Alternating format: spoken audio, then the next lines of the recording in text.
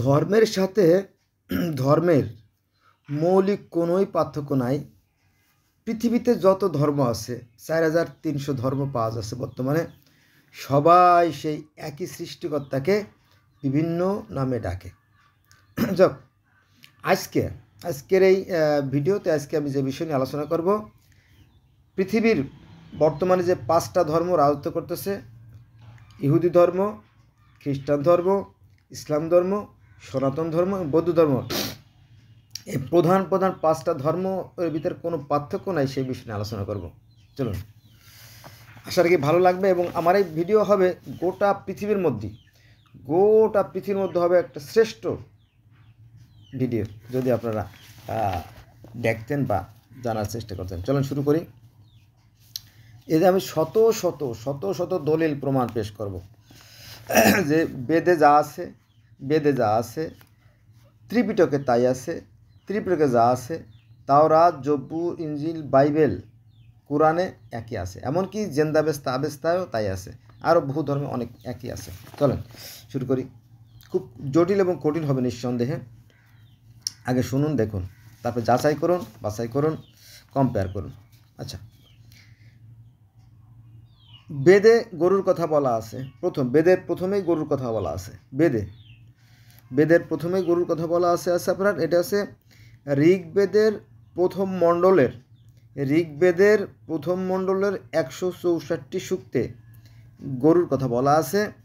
আবার সর্বশেষ যে গ্রন্থ কোরআনেরও একদম প্রথমে ওই বাকারা মানে গরুর কথা বলা আছে। তারপরে আপনার ইহুদি ধর্মে গোল্ডেন কাওয়ার কথা বলা আছে, খ্রিস্টান ধর্মে গরুর কথা বলা আছে। তারপরে আপনার পার্সি ধর্ম অর্থাৎ জথরুস ধর্মে সেখানেও গরুর কথা বলা আছে, যে গরুকে জবাই দিয়ে তার রক্ত দিয়ে গোটা মানে প্রাণীকুল সৃষ্টি করা হয়, সেখানে গরুর কথা বলা আছে। তার মানে সব জায়গায় আমরা গরু পেয়ে গেলাম। আর বেদে পাইলাম ঋগ্বেদের প্রথম মণ্ডলের 164টি সূক্তে যেমন গরুর কথা বলা আছে, নবম মণ্ডলেও সেই গরুর কথা বলা আছে। এলো গেল গরুর কাহিনী, মানে পৃথিবীর অসংখ্য ধর্মে এই গরুর কাহিনী বলা আছে। তারপরে আপনার গ্রিক ধর্মে জিউসের বাহন ছিল গরু।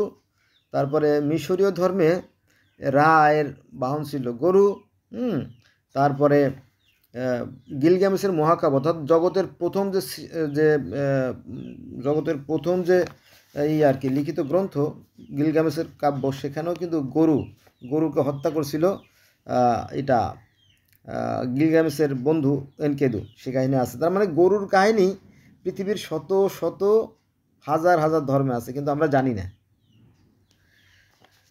এত কথা বলতে গেলে তো আর গরুর নিয়েই শেষ হয়ে যাবে অন্য কথা। আচ্ছা, এবার আসেন 2 নম্বরে, ওই যে বৃক্ষের ফল নিয়ে যে দ্বন্দ্ব, আমাদের ইসলাম ধর্মে আছে সেই গন্ধ বৃক্ষের কথা, ইহুদি ধর্মে আছে সেই নেকিবদি গাছের কথা, খ্রিস্টান ধর্মে আছে জ্ঞানদায়ক বৃক্ষের কথা, আর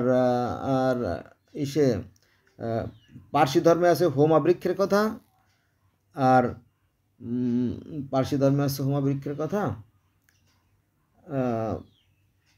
আর সনাতন ধর্মে আছে বৃক্ষের কথা। এটা হচ্ছে দুটি পক্ষী, মানে বেদে যেভাবে লেখা আছে আমি সে বলতেছি, দুটি পক্ষী একই বৃক্ষে, একটি পাখি সাধু পিম্পল ভক্ষণ করলো আর একটা শুধু অবলোকন করলো। এটা আছে ঋগ্বেদের প্রথম মণ্ডলের 164টি সূক্তে। বোঝা গেছে বিষয়টা?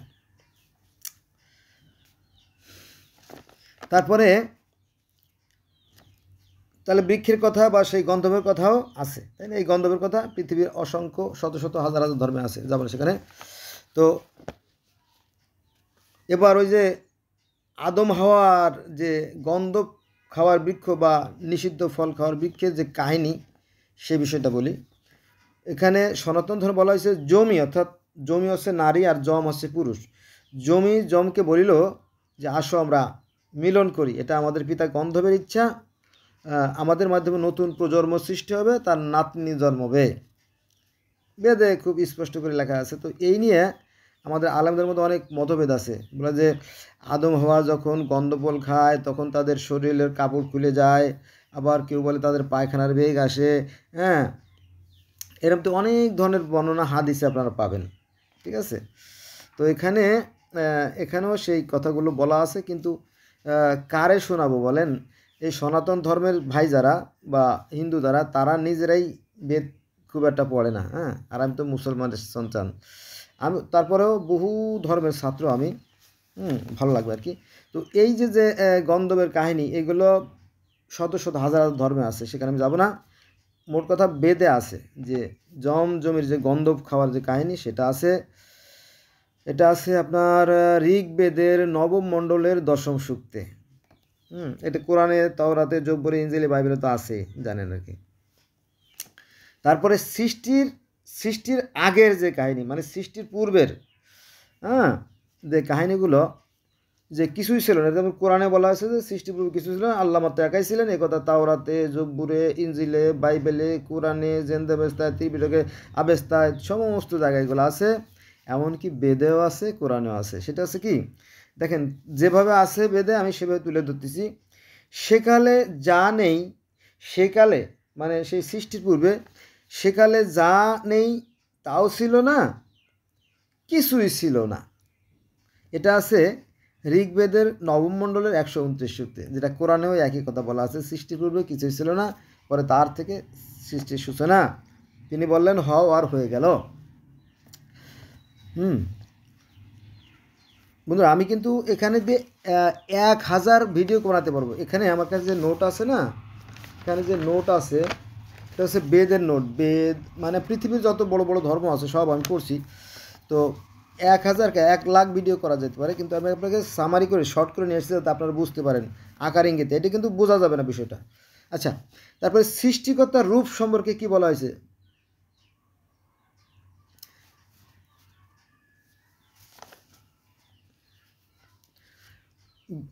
ন তস্যি প্রতিমা অস্তি, সৃষ্টিকর্তার কোনো কি আকার নেই।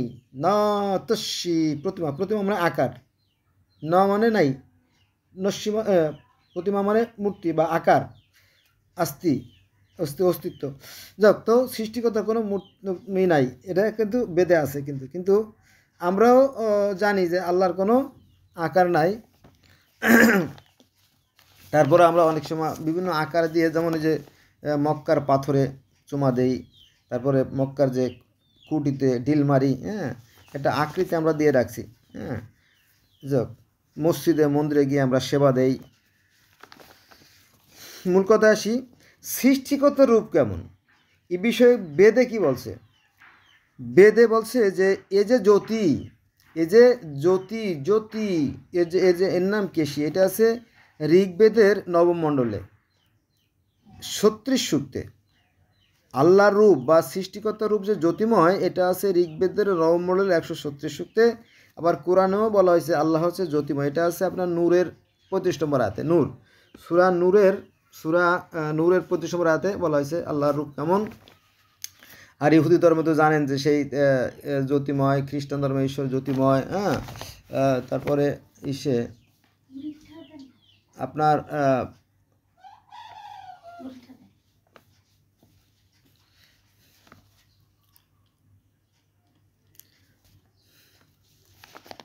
এরকম তো হাজার হাজার ধর্মে আছে, ওখানে আমরা যাব না।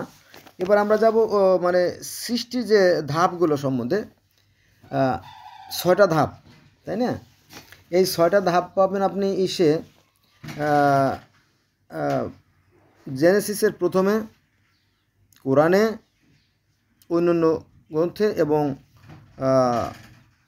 সনাতনে কীভাবে বলছে আমি সেটা বলতেছি। প্রজ্বলিত তপস্যা থেকে, 1 নম্বরে প্রজ্বলিত তপস্যা থেকে হৃদ অর্থাৎ যজ্ঞ এবং সত্য জন্ম করল। 2 নম্বরে পরে রাত্রি জন্মিল, পরে জলপূর্ণ সমুদ্রও জন্মিল। এখানে কিন্তু খুব ডেয়ারিং কথা আছে, যদি আপনারা বুঝতেন বা একটু খেয়াল করতেন। যে দেখেন যে জলপূর্ণ সমুদ্র জন্মিল বলতে কি, আমরা যদি পবিত্র কোরআন শরীফ দেখি, পবিত্র কোরআনের সাথে আমি কিন্তু বেদের কম্পেয়ার করতেছি। কোরআন শরীফে বলা হয়েছে সূরা হুদের 7 নম্বর আয়াতে, আরশ ছিল পানির উপরে, আল্লাহ ছিলেন পানির উপরে। তো আমি আবার ফেসবুকে পোস্ট দিলাম যে আল্লাহ যদি পানির উপরে থেকে থাকে, ডিম পাকারে পানির উপর যদি আল্লাহ ভাসে, মা ফাতেমা অর্থাৎ নবী মুহাম্মদ সাল্লামের মেয়ে মা ফাতেমা বলছিল, হে আল্লাহ, তুমি যখন ডিম পাকারে পানির উপর ভাসতেছিলে তখন তোমার কি, তখন তোমার খোলস ছিলাম আমি। তো পানির উপরে যদি আল্লাহ ডিম বাকারে ভেসতে থাকে, তাহলে পানি কিসের পর ছিল? আর এই ডিমটা তৈরি করলই বা কে, বা ডিমটা পারলই বা কে? হ্যাঁ, কোথায় বা ছিল? কিন্তু প্রশ্ন থেকে যায়। কিন্তু একজন মানুষও দেখলাম না যে আমার সেই লেখার উত্তর দিল। একটা ছেলে, মাদ্রাসা একটা ছেলে বললো যে পানি ছিল আকাশের উপরে, হ্যাঁ, আর আল্লাহ ছিল তার উপরে। এরকম তো এটাই দেখলাম যে তো মেললো না ভাই। আকাশটা কোত্থেকে আসলো, তাই না? আকাশ তো কেউ না কেউ সৃষ্টি করছে, তাই না? আকাশের বাইরেও কেউ আছে, তাই না? আকাশটা কেউ না ধরে রাখছে, তখন আর সে পালাই গেছে। একজন মানুষ, পৃথিবীতে একজন মানুষও পাইলাম না যে সে উত্তর দিল। কিন্তু এটা আমার ধর্ম না, হিন্দু ধর্ম আমার ধর্ম না, কিন্তু এখানে সেই পানির সৃষ্টির কথা বলা আছে যে পরে রাত্রি জন্মিল, পরে জলপূর্ণ সমুদ্র, এবং গোটা পৃথিবী যে অন্ধকার ছিল, এটাও কোরআন শরীফে আছে। অন্ধকার ছিল অর্থাৎ রাত্রি জন্মিল, অর্থাৎ অন্ধকার জন্মিল, পরে জলপূর্ণ সমুদ্র, সেই অন্ধকারের মধ্যে ছিল পানি। আপনারা দেখবেন যে ডিমের মধ্যে পানি থাকে। পৃথিবীতে যত সৃষ্টি আছে সমস্ত সৃষ্টিগুলো পানি থেকে আসছে। তো একই কথা। তো পানি সৃষ্টি করা হয়, প্রথমে পানি সৃষ্টি করা হয়, সৃষ্টিকর্তা প্রথমে পানি সৃষ্টি করেন এবং সেই পানিকে ডিম বাকৃতি দেন। জানেন তো এখনও পৃথিবীতে সব সৃষ্টির মূলে এই পানি আর ডিম, ডিমের ভিতরে আকৃতি দেন। এই আকৃতি আর ক্ষমতা একমাত্র সেই মহান রব্বুল আলামিনের আছে, হ্যাঁ, দ্বিতীয় কারো এই ক্ষমতা নাই। তাহলে রাত্রি জন্মিল, পরে জলপূর্ণ সমুদ্র, তারপরে তৃতীয় নম্বরে আছে আপনার জলপূর্ণ সমুদ্র হতে সাংবৎসর জন্মানো। ওই যে জল থেকে, জল কিন্তু প্রথমে ছিল না, জলকে সৃষ্টি করা হলো, যে সৃষ্টি করার পরে তারপরে সে সাংবৎসর, তারপরে আপনার সেই সব কিছু সৃষ্টি সেই জল থেকে, সেই কথা এখানে আছে বিস্তারিত। 4 নম্বরে তিনি দিন রাত্রি সৃষ্টি করেছেন, সকল লোকে তাকিয়েছে। দিন রাত বলে কিছু ছিল না, তাও সৃষ্টি করা হলো। শুধু ছিল অন্ধকার, আর অন্ধকার কালো পানি। এটা আসলে চীনের ধর্মে বা পৃথিবীর আরও ধর্মে আছে, কিন্তু এই বিষয়গুলো কেউ ঘাটতে যায় না। আমার মনে হয় সারা পৃথিবীর মধ্যে আমার এই ভিডিওটা ব্যতিক্রম ধর্মী হবে নিঃসন্দেহে। যদি আপনারা আমার সাথে থাকেন, ভালো লাগবে, থাকবেন, তাহলে আপনার ভিতরে যে কয়লাগুলো আছে, ময়লাগুলো আছে, পরিষ্কার হয়ে একটা আলোর জগৎ সৃষ্টি হবে ইনশাল্লাহ। তিনি দিবারাত্রি সৃষ্টি করেছেন, সকল লোকে দেখেছে। 5 নম্বরে সৃষ্টিকর্তা যথাসময়ে চন্দ্র ও সূর্যকে সৃষ্টি করেছেন এবং স্বর্গ ও পৃথিবী সৃষ্টি করেছেন, আকাশ ও নক্ষত্র সৃষ্টি করেছেন। এটা আছে ঋগ্বেদের নবম মণ্ডলের 190 সূক্তে। ঋগ্বেদ অর্থাৎ 4টে খণ্ড, তো ঋগ, সাম, যজু, অথর্ববেদ। তো 4 খণ্ডের প্রথম খণ্ডেই কিন্তু এই বিষয় পাওয়া আছে ঋগ্বেদের নবম মণ্ডলের 190 সূক্তে। মানে ডিয়ারিং ব্যাপার, তাই না? আর এই যে 6 দিনের সৃষ্টির কথা, এটা বেদ থেকে আমি নোট করছি, পুরো বেদ পড়ে পড়ে একটা নোট করছি। এবার আসেন চলে যাব কোরআনেও কিন্তু 6 দিনের সৃষ্টির কথা বলা আছে। তাওরাত, জবুর, ইনজিল, বাইবেলেও 6 দিনের কথা বলা আছে। আর 6 দিনের কথা বলা আছে একদম জেনেসিস অর্থাৎ ওল্ড টেস্টামেন্টের একদম প্রথমে বিসমিল্লাহির রহমানির রহিমে কিন্তু এই 6 দিনের সৃষ্টির কথা বলা আছে, যে 6 দিনে তিনি সৃষ্টি করলেন, আর তার আগে তিনি পানির উপরে ছিলেন। এই ধর্মগুলো কিন্তু একই কথা বলে, কিন্তু ওই যে সকল ধর্মগুলো কিন্তু একই কথা বলে, কিন্তু আমাদের ওই যে ভিতরে যে হিংসা, বিদ্বেষ এবং ঘৃণার কারণে আমরা অন্য ধর্মগুলো দেখি না, ফলে আমাদের মধ্যে যে ওই যে ময়লাগুলো থেকে যায়, জানতে পারি না। সকল ধর্মই একজন সৃষ্টিকর্তা মানে একই কথা বলে। এই যে বেদের কথা বলতেছি না, হিন্দুদের অনেকেই জানে না, বেদ পড়ে নাই, জীবনে শোনেই না নাম, শুধু আচ্ছা থাক, মূল কথা আসি। জ্যোতি ও তেজরূপ ভগবান, জ্যোতিরূপ তিনি কি? সৃষ্টিকর্তা, ভগবান, ঈশ্বর, গোবিন্দ, নারায়ণ, প্রজাপতি, ব্রহ্মা, ইন্দ্র, যে নামেই ডাকা হোক না কেন, তিনি কি? জ্যোতিরূপ। তো জ্যোতিরূপ কি মাটি দিয়ে জ্যোতিরূপ বানানো যায় না। তাহলে এই মাটি দিয়ে কি বানায়? এই জ্যোতি অর্থাৎ সৃষ্টিকর্তা যে সমস্ত মহামানবকে পৃথিবীতে হেদায়েতের জন্য পাঠাইছেন, তাদেরকে স্মরণ করার জন্য হিন্দুরা মূর্তি পূজা করে। এটা আল্লাহও না, ভগবানও না, ঈশ্বরও না। এই জিনিসটা জানে না। এক ধর্মের পণ্ডিতরা আর এক ধর্মের বদনাম করার জন্য নানান রকম কথা বলে থাকে। কিন্তু জ্যোতির আবার কী রূপ হয় নাকি? আচ্ছা, মূল কথা আসি। জ্যোতি ও তেজ রূপ ভগবান, তার মানে জ্যোতিরূপ। ন তস্যি প্রতিমা আস্তি, তার কোনো আকার নেই, তার কোনো রূপ নাই। আবার বলা হয়েছে ব্রহ্মা একং দ্বিতীয় নাস্তি, ব্রহ্মা মানে সৃষ্টিকর্তা, একং মানে একজনই, দ্বিতীয় নাই। দেখেন যে সনাতন বা হিন্দু ধর্মের ঘরে জন্ম নিয়ে এসে ধর্মের কিছুই জানে না। হ্যাঁ, আবার মুসলমান আছে কোরআন হাদিসের কিছুই জানে না, সে নামে মুসলমান। হ্যাঁ, ওই দিন 2 দিন আগে, আজকে লোকের 9 তারিখ, তো 2 দিন আগে দেখলাম যে আমাদের মিজানুর রহমান আজহারি সাহেব একটা লেগেছে, ওই নবী মোহাম্মদ সাল্লাল্লাহু আলাইহি ওয়াসাল্লামের বিস্ফোরণ করা হয়েছিল, সেই বিষয়টা বলছে। 4,500 বান্দা, মুসলমানের বান্দারা গালাগালি করছে, অথচ মিজানুর রহমান আজহারি সাহেব যে কথা বলছে, সঠিক কথা বলছে। এটা আছে বুখারী শরীফের 4094 নম্বর হাদিসে, আর সহিহ আল তিরমিজির 981 নম্বর আয়াতে হাদিসে আছে। আমি জানি, শুধু আমি জানি। হ্যাঁ, আর আমার মতো হয়তো কিছু আলেম জানে। কিন্তু এই যে 4,500 আলেম, দেখেন যে এরা ফেরাউনের সাথে ছবি মিলিয়ে মিজানুর আজহারির পোস্ট করছে, তারপরে জুতো পেটা করে পোস্ট করছে, কুকুরের সাথে মিলেই পোস্ট করছে। কত বড় খারাপ, কত বড় মন্দ, অথচ তারা মুসলমান। অথচ মিজানুর রহমান আজহারি যেটা বলছেন সেই একেবারে সহি হাদিস, এবং মা আয়েশা থেকে বর্ণিত হাদিস। নবী মুহাম্মদ সাল্লাল্লাহু আলাইহি ওয়াসাল্লামের স্ত্রী মা আয়েশাই কিন্তু এই হাদিসটা বর্ণনা করছিলেন। হ্যাঁ, এবং নবী মুহাম্মদ সাল্লাল্লাহু আলাইহি ওয়াসাল্লাম বলছিলেন যে, আয়েশা রে, আমার এই যে খায়বরের যুদ্ধের পরে ওই যে একজন ইহুদি মহিলা আমাদের সবাইকে দাওয়াত করছিল, ওই মহিলার মনে ছিল শয়তানি, তো আমাদেরকে যে বিষ খাওয়াইছিল, তো উনি মারা যান নাই, সেই অসুস্থতার কারণে আমার শিরা ধ্বনিগুলো ছিঁড়ে আসছে। ঠিক এইভাবে আমি তো পড়ছি, আমি যে শিরাগুলো ধ্বনিগুলো ছিঁড়ে ফেলাচ্ছে এবং আমার নিঃশ্বাস বন্ধ আসছে, এই কথা আছে সহিয়াল বুখারি একদম 86টা, অর্থাৎ সহি 6 গ্রন্থ, সহি যে 6টা হাদিস, এগুলো আমি সবই পড়ছি। তো এই 6টা হাদিসের প্রথম যে, এই 6টার মধ্যে প্রথম যেটা বুখারির আবার 4094 নম্বর হাদিসটা দেখেন, সেখানে যা আছে মিজানুর রহমান আজহারি সে কথাই বলছে। কিন্তু সব বান্দা এরা জানে না, অথচ নামে মুসলমান, তারা গালাগালি করছে মানুষটারে। এই জন্য সত্য কথা, যাই হোক, তারপরেও আমি কথাগুলো বলি, কারণ এটা আমার নৈতিক দায়িত্বের অংশ হিসেবে রইল। এর যদি উত্তম কোনো বদলা পাই, আপনাদের কাছে আমি চাইবো না, আমি আমার সৃষ্টিকর্তার কাছ থেকে চেয়ে নেব। তাহলে এই যে জ্যোতি ও তেজরূপ ভগবান, এটা কোথায় আছে? যজুর্বেদের প্রথম কাণ্ডের প্রথম প্রপাঠক আছে। আমাদের পবিত্র কোরআন শরীফের সূরা নূরের 25 নম্বর আয়াতে ওই কথাই বলা আছে, আল্লাহ হচ্ছে আকাশ ও পৃথিবীর জ্যোতি। তাহলে তো আর সমস্যা তৈরি হলো না, তাই না? তারপরে সূরা আনামের 103 নম্বর আয়াতে বলা হয়েছে সৃষ্টিকর্তাকে এই চর্মচক্ষু দ্বারা দেখা সম্ভব না, এবং সূরা সূরার 51 নম্বর আয়াতে বলা হয়েছে যে মানুষের এমন কোনো সাধ্য নাই যে সৃষ্টিকর্তাকে দেখে।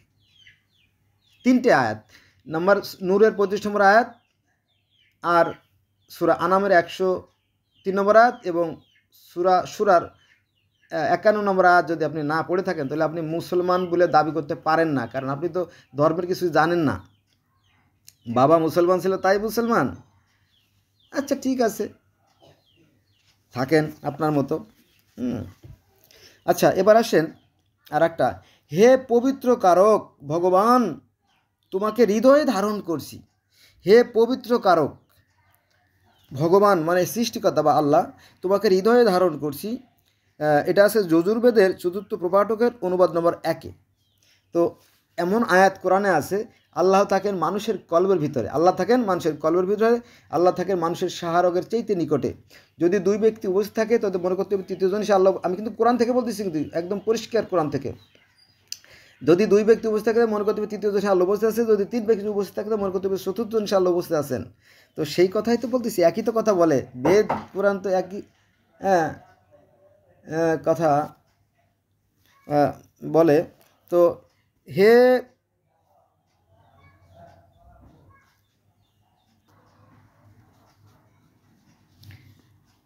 হে প্রাণ বাহুরূপ বা আত্মারূপ ভগবান, ওই যে আদম আলাইহিস সালামকে সৃষ্টি করে তার ভিতরে যে প্রাণবায়ু আত্মারূপে ঢুকে দিছিল, কোরআনে এই কথা আছে। যজুর্বেদের 3য় প্রপাঠকের 2-এর সাথে এই একই কথা বলা আছে। আমাদের ইসলাম ধর্মে 5 ওয়াক্ত নামাজ পড়ি, সেই 5 ওয়াক্ত নামাজের কথা বেদেও আছে। যজ্ঞ মানে নামাজ, পঞ্চ মহাযজ্ঞ, পঞ্চ মানে 5, মহা মানে বিশাল, যজ্ঞ মানে আরাধনা বা নামাজ। এটা আছে যজুর্বেদের 7ম প্রপাঠকের 834 পৃষ্ঠায়। তারপরে প্রার্থনার পদ্ধতি কেমন হওয়া উচিত সে ব্যাপারে বেদ কি বলে দেখেন, যে হে অন্যের উৎপাদক পরমেশ্বর, পরমেশ্বর মানে কি সেই সৃষ্টিকর্তা আল্লাহ। তারপরে হে পৃথিবীর অধিপতি, যেহেতু সৃষ্টিকর্তা অনন্ত কোটি ব্রহ্মাণ্ড মানে অগণিত ব্রহ্মাণ্ড নিয়ে পরিচালনা করেন, তিনি থাকেন উদ্দেশ্য শতম আকাশের উপরে, তো তিনি তো পৃথিবীতে আসবেন না, তো কিসের মাধ্যমে তিনি পাঠাবেন? হে ঈশ্বর তুমি দেবতাদের মাধ্যমে পাঠাও। এটা আছে যজুর্বেদের 7ম প্রপাঠকের বেদের পৃষ্ঠা নম্বর 837-এ। তারপরে বলা হয়েছে যে সৃষ্টির পূর্বে কিছুই ছিল না, যেটা কোরআনে আছে, বেদে তাই আছে। সৃষ্টির পূর্বে প্রজাপতি একাই ছিলেন। সৃষ্টির পূর্বে কিন্তু তিনি কামনা করলেন, শরীর থেকে ববা উদ্দিত করে অগ্নিতে নিক্ষেপ করলেন, তা থেকে শৃঙ্গ রহিত অজ উৎপন্ন হলো, তাকে তার অনুরূপ দেবতাকে অর্পণ করে তিনি প্রজা ও পশু লাভ করেন। এটা আছে যজুর্বেদের 2য় কাণ্ডের 1ম প্রপাঠকে। সাংঘাতিক ব্যাপার, তাই না? তো সৃষ্টিকর্তা নিজের নূর দ্বারা ফেরেশতা সৃষ্টি করলেন, অথবা তিনি নূর দ্বারা নবী মুহাম্মদকে সৃষ্টি করলেন, আর বাকি নূর দ্বারা জগৎ সৃষ্টি করলেন, সেই কথা বলা আছে। এখানেও সেই কথা বলা আছে। সৃষ্টির পূর্বে প্রজাপতি একাই ছিলেন, তিনি কামনা করলেন আমি সৃষ্টি করব, তখন তিনি তার শরীর থেকে বপা উদিত করে অগ্নিতে নিক্ষেপ করলেন, অর্থাৎ তিনি যে নূর, সেই নূর থেকে আর এক বিশেষ নূর তৈরি করলেন। আর এই অগ্নি বা এগুলো দিয়ে তো ফেরেশতা সৃষ্টি, বা তাই না, যাই বলেন, তো তারপরে তারা সৃষ্টি সূচনা করলো। এবং জানেন তো 4 ফেরেশতাকে বিভিন্ন দায়িত্ব দেওয়া আছে। একই কথা, কোরআনে যা আছে বেদে তাই আছে, কিন্তু মানুষ জানে না। আমাকে সৃষ্টিকর্তা জানার তৌফিক দান করছে। এটা আছে তবে দীর্ঘদিনের সাধনা। এটা আছে যজুর্বেদের 2য় কাণ্ডর 1ম প্রপাঠক, বেদের পৃষ্ঠা নম্বর 846। আচ্ছা, স্বর্গ হয়ে পৃথিবী, পৃথিবীর হাজার হাজার ধর্মে এই স্বর্গে যুদ্ধের কাহিনী আছে। স্বর্গে যুদ্ধের কাহিনী আছে। দেবতা ও অসুরদের মধ্যে যুদ্ধ হয়। এটা আছে যজুর্বেদের 2য় কাণ্ডের 1ম প্রপাঠক, যজুর্বেদের 2য় কাণ্ডের 1ম প্রপাঠক, বেদের পৃষ্ঠা নম্বর 848-এ। আর এটা আছে আমাদের পবিত্র কোরআন শরীফের সূরা বাকারার 34 নম্বর আয়াতে, 34, 35, 36, 37 এই আয়াতে এই যে স্বর্গে যুদ্ধ হয়েছিল, বা আজাজিল শয়তানের সাথে অন্যান্য ফেরেশতা আল্লাহর সাথে ঝগড়াবাড়ি, তারপরে আদম হাওয়ার সাথে দ্বন্দ্ব, সেই কথাগুলো বিস্তারিত আছে কোরআনে। কোরআনে যা আছে বেদে তাই আছে, তাওরাত, জব্বুর, ইনজিলে, জব্বুরে, ত্রিপিটকেও তাই আছে। তবে তারা সৃষ্টিকর্তা যেহেতু অদৃশ্য, এই জন্য তারা মন্তব্য করে না, তাছাড়া বাকি সব এক, মানে বৌদ্ধ ধর্মের কথা বলতেছি আর কি। আচ্ছা, এবার আসেন, আমি দ্রুত শেষ করব কারণ আমার মেমোরি খুব কম আছে ভাইয়ারা। পরমেশ্বর সপ্তলোক ব্যাপী আছেন, অর্থাৎ সৃষ্টিকর্তা 7 আসমান জুড়ে আছেন, যেটা 7 আসমান কোরআনেও আছে, বেদে তাই একই কথা বলা আছে। এটা আছে অথর্ববেদের, অর্থাৎ বেদের অথর্ববেদের 1ম অনুবাদ, এই বিষয়গুলো আলোচনা করা আছে।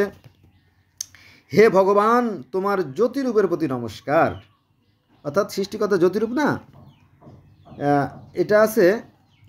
একটু ভালো করে বলে নই, হে ভগবান তোমার জ্যোতিরূপের প্রতি নমস্কার, তুমি সর্বোচ্চ বিরাজমান, তুমি সর্বব্যাপী। এটা আছে অথর্ববেদের 3য় অনুবাকে।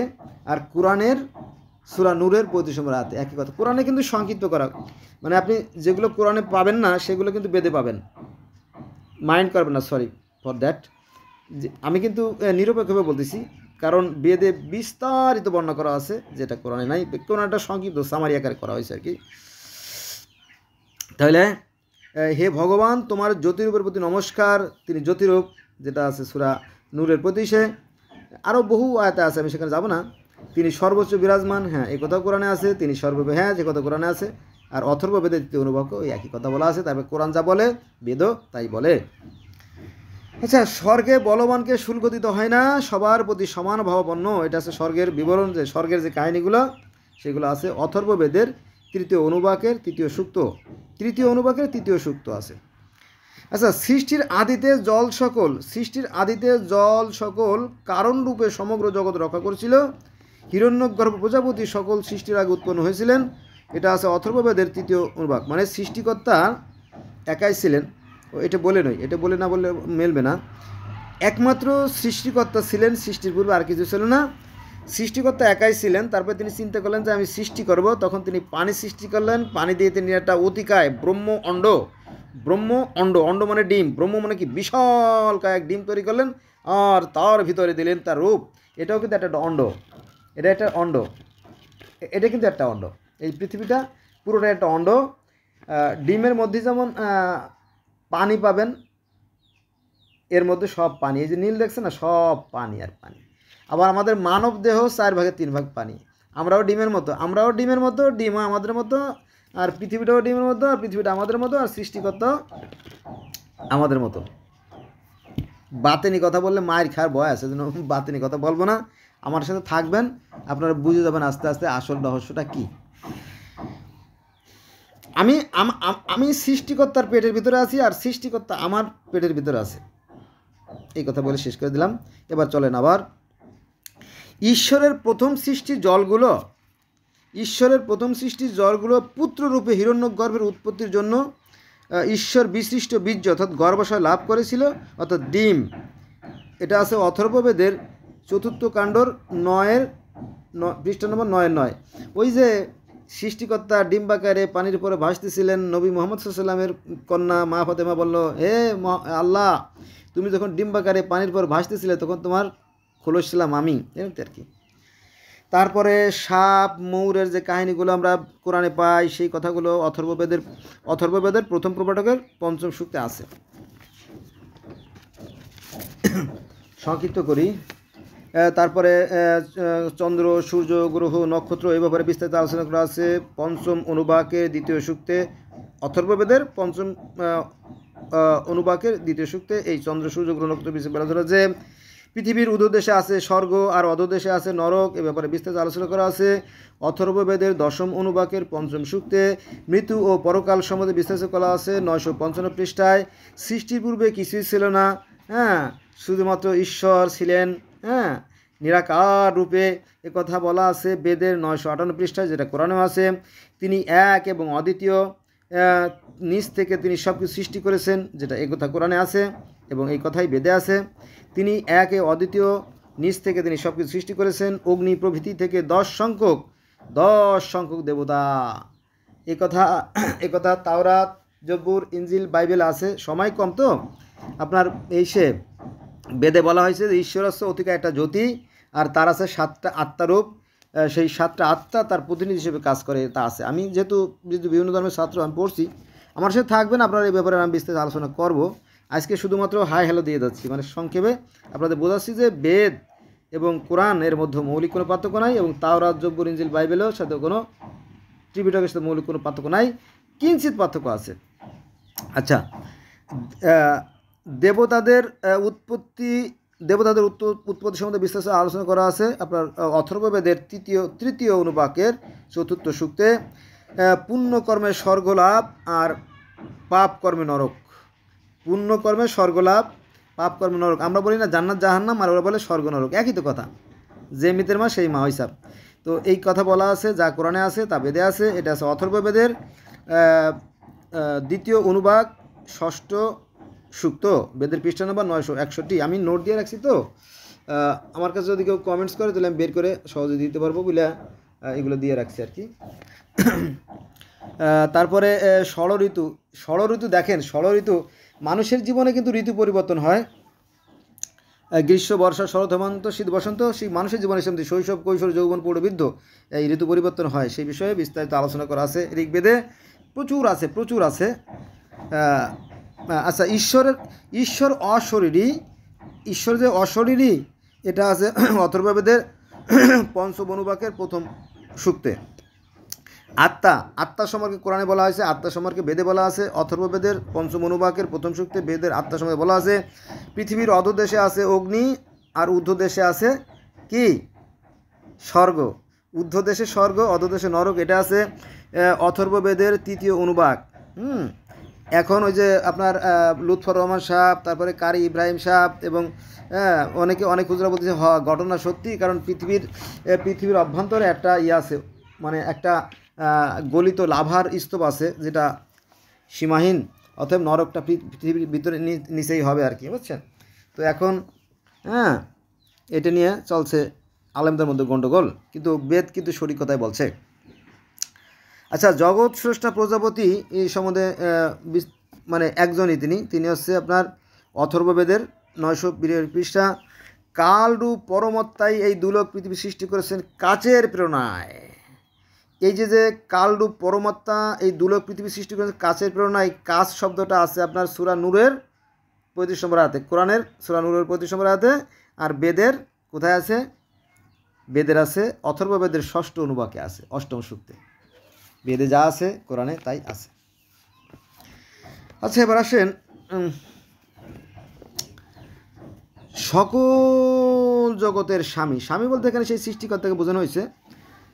কাল প্রজাগণের স্রষ্টা চতুর্মুখ ব্রহ্মার পিতা। চতুর্মুখ ব্রহ্মা মনে আছে যে সৃষ্টিকর্তা আল্লাহ 4জন ফেরেশতা সৃষ্টি করেন, আজরাইল, জিব্রাইল, ইসরাইল, মিকাইল, 4জন ফেরেশতা সৃষ্টি করলেন। তো এখানেও সেই 4জন ফেরেশতার কথা বলা আছে।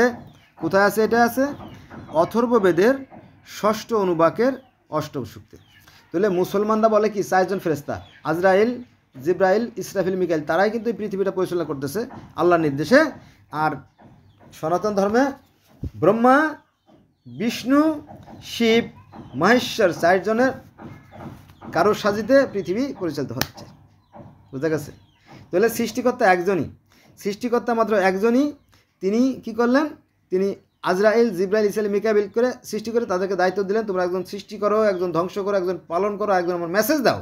তো সনাতন ধর্ম তাই আছে যে ব্রহ্মা, বিষ্ণু, শিব, মহেশ্বর, ভগবান কিন্তু রয়ে গেলেন ঊর্ধ্বে, বা ঈশ্বর রয়ে গেলেন ঊর্ধ্বে। তিনি যে 4জন সৃষ্টি করলেন তাদের দায়িত্ব দিলেন। এই জন্য এই 4জনকেই হিন্দুরা ভগবানের অংশ মনে করে। এটা খুব একটা দোষের না, আবার ধরলে অনেক দোষ। আমার সাথে থাকবেন, আমি জগতের একজন, কি বলবো, অনেকে বন্ধুরা আমার বলে ফিলোসফার। ভালো লাগে, ভালো লাগাটা বড় কথা না। আপনারা আমার জন্য দোয়া করবেন। আমি চাই যে পৃথিবীতে শান্তি বিরাজ করুক। আচ্ছা, তারপরে আছে পিশাচ। 2 পিশাচ মানে কি জানেন? আজাজিল, ইবলিস, শয়তান আর কি। তো এই ব্যাপারে বিস্তারিত আলোচনা করা আছে বেদের 1077 পৃষ্ঠা আর কি। 33 দেবতারা, 33 দেবতা 33 কোটি বানাইছে, যাও, তাই না? 33 দেবতার কথা বলা আছে অথর্ববেদের 7ম অনুবাকের 2য় সূক্তে। তারপরে বেদের পৃষ্ঠা নম্বর 1077, কালরূপ পরমাত্মায় সৃষ্টির আদিতে প্রজাপতি ব্রহ্মাকে উৎপন্ন করেছিলেন। এটা আছে, মানে সৃষ্টিকর্তা যিনি, তিনি তো অদৃশ্য। তিনি প্রথমে ব্রহ্মাকে সৃষ্টি করেন। ব্রহ্মাকে সৃষ্টি করেন, পরে ব্রহ্মাকে বলল ব্রহ্মাকে সৃষ্টি করো। দেখেন, কালরূপ পরমাত্মায় সৃষ্টির আদিতে প্রজাপতি ব্রহ্মাকে উৎপন্ন করেন, অর্থাৎ সৃষ্টি করেন। এবং ব্রহ্মাকে সৃষ্টি করার পরে হে ব্রহ্মা, তুমি মাটি দিয়ে মানুষ তৈরি করো। ব্রহ্মাকে বললো মাটি দিয়ে মানুষ তৈরি করো। তখন ব্রহ্মা মাটি দিয়ে, অর্থাৎ কর্দম দিয়ে এই আদম এবং হব্বাবতী অথবা মনুষ্য অথবা জমজমকে সৃষ্টি করে। বুঝছেন? এই ধর্মটা একটু গোলাই ফেলাইছে বিষয়টা, কিন্তু গোলাই ফেলালে কী হবে? আসল বিষয় কিন্তু এক রয়েছে, সেটা সবাই বুঝতে পারে না, সবার বোঝার মতো জ্ঞান হয় না, এটা আর কি।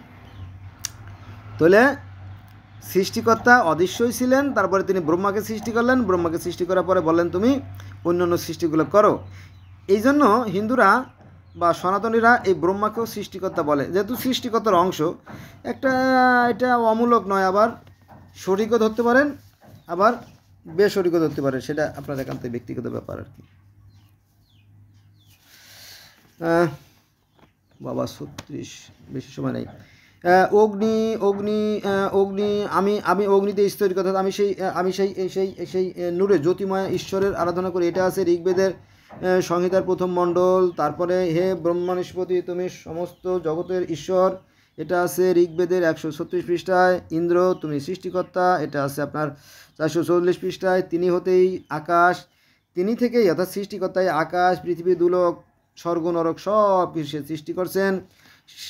সকল দেবতা তা দেখেছে, তারা যজ্ঞ শেষে জন্মালেন। এই বিষয়ে বিস্তারিত আলোচনা করা আছে ঋগ্বেদের নবম মণ্ডলের 149 সূক্তে। তিনি বিনা অবলম্বনে দুলোককে দৃঢ়ভাবে বেঁধে রেখেছেন, একথা কোরআনেও আছে, বেদেও আছে। ইন্দ্র তুমি সর্বদর্শী, আল্লাহ সব কিছু দেখেন, একথা বেদে কোরআনেও আছে, বেদেও আছে।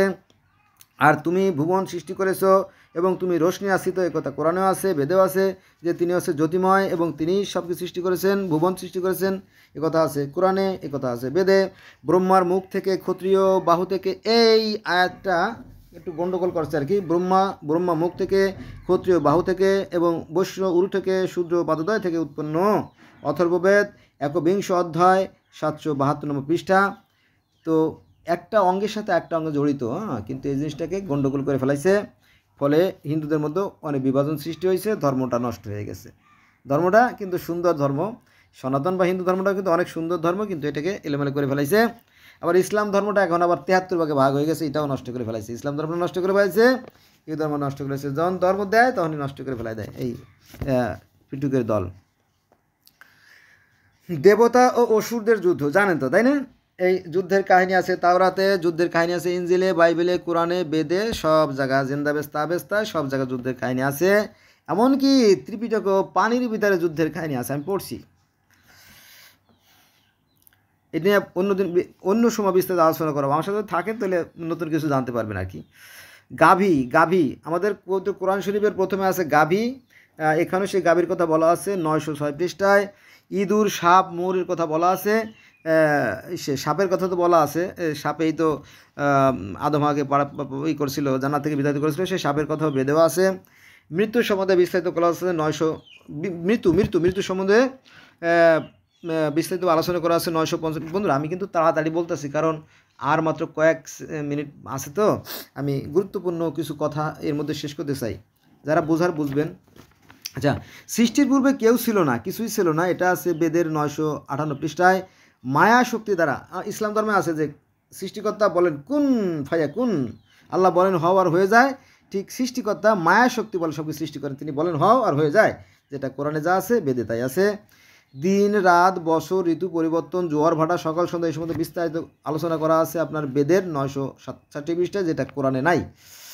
অর্থাৎ কোরআনটা সংক্ষিপ্ত করে ফেলানো হয়েছে আর বেদটা বিস্তারিত আলোচনা করে। তবে কিছু কিছু ভুল থাকতে পারে, কারণ মানুষ তো সৃষ্টি করছে, এই হিসেবে আমি দোষ দেই না আর কি কাউকেই। তিনি বিরাট পুরুষ, যার থেকে সমগ্র বিশ্ব সৃষ্টি, এটা আছে বেদের 1055 পৃষ্ঠায়। যা আছে বিশ্ববণ্ডে তা আছে দেহবণ্ডে। এটা জটিল বিষয় আর কি, অন্য সময় বলবো, আগে শুরু করেন। আদমকে মাটিতে ফেলা, হে দেবতাগণ, তোমরাই আমাকে নিচে পতিত করেছো, তোমরাই আমাকে ঊর্ধ্বে তুলে লও। হে দেবগণ, আমি হয়তো অপরাধ করেছি, পুনরায় প্রাণ দান করো। এটা আছে ঋগ্বেদের নবম মণ্ডলের 137 সূক্তে, যেটা আদমকে মাটিতে ফেলে দেওয়া হয়েছিল, সেই কাহিনীটা বেদেও আছে, কোরআনেও আছে। আম্ম নাম পুরুষ পত্নী হব্বাবতী, এই যে আদম এবং তার যে স্ত্রী হব্বাবতী, এই বিষয়ে আলোচনা করা আছে Bhavishya Puran, Navabharat publications, 72D Mahatma Gandhi road, Kolkata. 7-এর পরে 4-0, তারপর 9 যে ঠিকানা, এখানকার যে ভবিষ্য পুরাণ, সেইখানে এই বিস্তারিত বলা আছে আদম হওয়ার কাহিনী।